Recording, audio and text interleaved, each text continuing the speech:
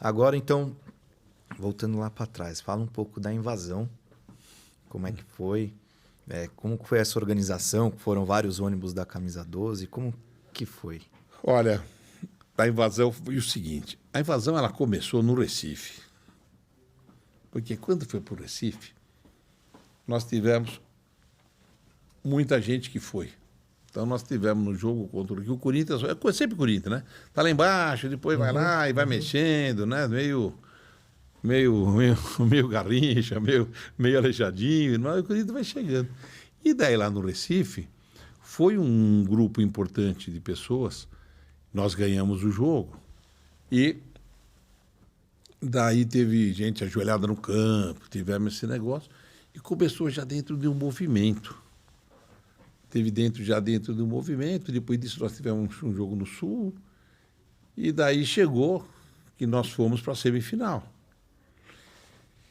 E daí já tinha essa história de Corinthians, né? Quer dizer, por isso que eu falei, começou no Recife, mas ele já foi vindo e virou uma coisa, porque teve uma provocação, o Matheus, aquele corintiano folclórico que todos nós adoramos, né? Com seus defeitos e virtudes, óbvio. E nessa aí, o presidente do Fluminense era o Francisco Horta, que era meio Fluminense, né? Meio piradinho, todo arrumadinho, assim. E daí ele começou numa brincadeira com o Matheus. E daí eu falei, vocês não vão vir nada, vem meia dúzia de gato pingado, alguma coisa. Daí o Matheus falou, me dá metade que a gente vai. E ele deu, achando que ia, sei lá. Mas começou todo esse movimento. E virou quase uma coisa que a gente tinha que ir. Virou uma coisa... Tem um filme, acho que é dos anos 80, se não me engano, chama Contatos Imediatos de Terceiro Grau, que era uma coisa onde todos eram atraídos por um disco voador, né? Você assistiu. É um belo filme. Quem não assistiu... É legal mesmo. Deve ter no YouTube. Já não deve ter Netflix, mas no YouTube vocês encontram. Contatos Imediatos de Terceiro Grau. Então, de repente, todos tinham que ir. Porque quando você vai, todo mundo ia. E não era essa moleza de hoje. Que você tem avião a 200, 300 reais. Você não tinha. Era muito caro. Então você ia de ônibus, de fusquinha, quer dizer, você não tinha. Meu pai foi de Fusca, né, pai? Pai foi de Fusca. Não era essa moleza de hoje. E eu, por exemplo, na época, eu já trabalhava com auditoria. Eu estava na Arthur Anderson, que era uma empresa que tinha à época. E eu acabei com um colega da Anderson e a gente alugou um ônibus para nós, que colocamos um ônibus exclusivo nosso. Da emprisa?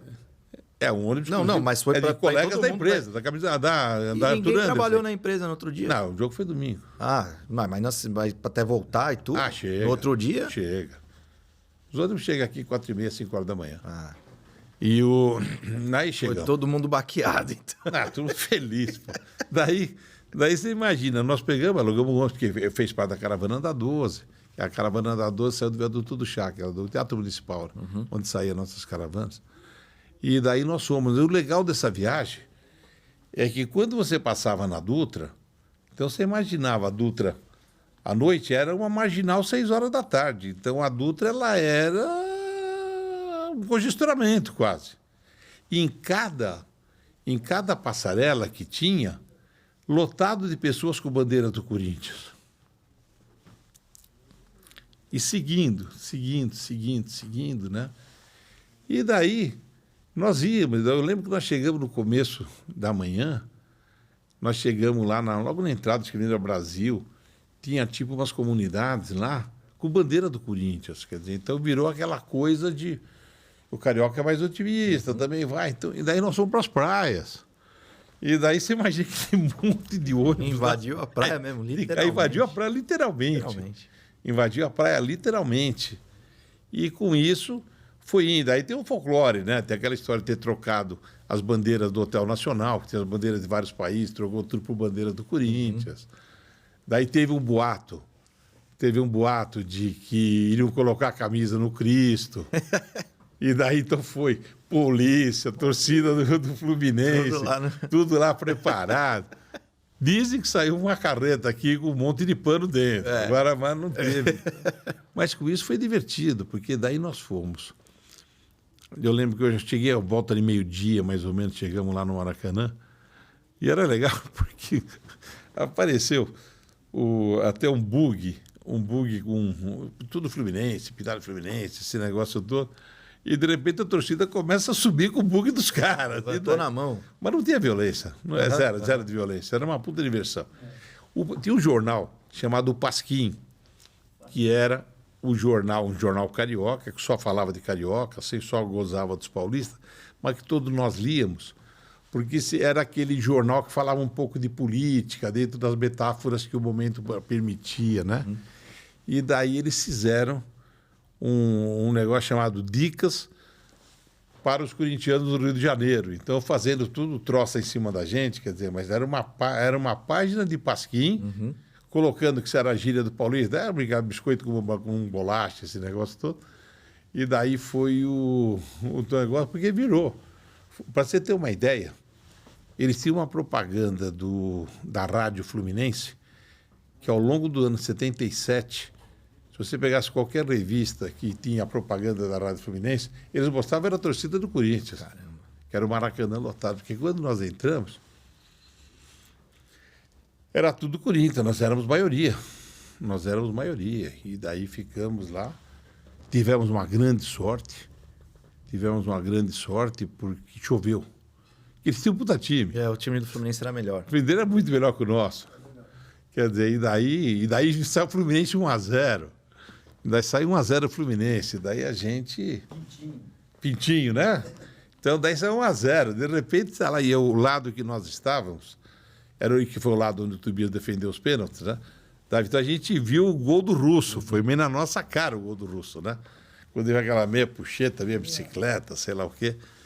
E com isso empatamos 1-1. E o dilúvio veio.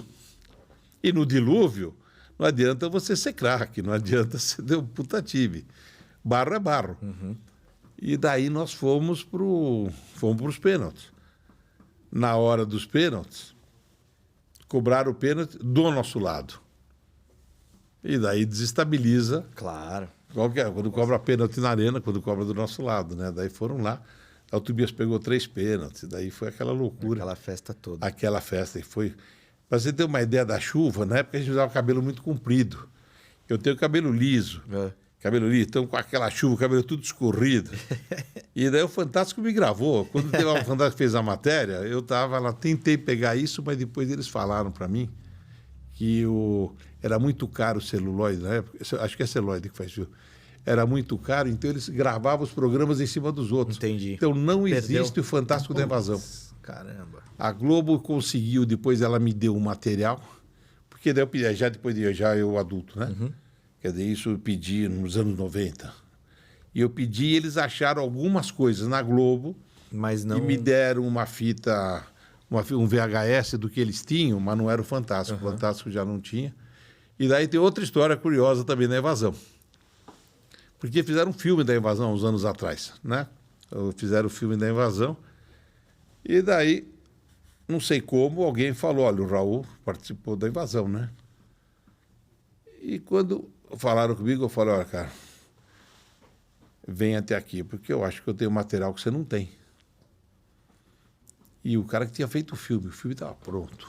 Que era esse material da Globo. Que é esse material que a Globo tinha me dado. Tá. Porque o que a gente tem da Invasão é pouquinho, que está na TV Cultura, esse negócio. E nesse material que eu tinha, que a Globo tinha me dado, era onde apareciam as bandeiras do Hotel Nacional. Quando o cara viu aquilo, ele falou, pô, estou com o livro pronto, estou com o filme pronto. Mas eles acabaram abrindo, selecionando algumas dessas matérias que a gente pegou no último e ainda conseguiram colocar no filme. Que aparecia. Esse é o material que a Globo me deu, mas o Fantástico já não tinha mais. Putz, que pena, hein? Ia ser muito legal. Pô, para mostrar para os netos, pensou, imagina. Nossa. E aí no ano seguinte... O ano seguinte, aí foi outra mudança. Porque depois do Rio, nós fomos para Porto Alegre. E o gaúcho é diferente do carioca, eles não têm o mesmo humor. O humor é um pouco diferente. E ali foi um sofrimento. Não importa o ingresso que você tinha comprado, você era jogado no mesmo lugar. Então, nossos banheiros não tinham água. A recepção lá não foi igual do... Não, eles ficaram a noite inteira tocando buzina no ouvido dos nossos jogadores. Nós não tivemos... Para você ter uma ideia, era muito calor. Então o Corpo de Bombeiros começou a jogar água na torcida para refrescar. Mas não jogou em você? Eles vinham até chegar na torcida do Corinthians. Daí acabava a água. Acabava a torcida do Corinthians, começava a água de novo. Que sacanagem. Só não tinha água no nosso... Caramba. Não vou falar que é sacanagem, vai que acabou, coitados. Então, quando tinha, não tinha. Banheiro não tinha água. Foi uma recepção muito difícil. Daí eles fizeram 1-0. Mas a gente estava lá para empatar de 1-1. Daí fizeram o segundo gol, que a bola não entrou. A Globo acho que entrou, eu acho que não. Mas tem mais 35 milhões que acho que também não entrou. Então, a bola não entrou, mas ficou 2-0 para ele, o resto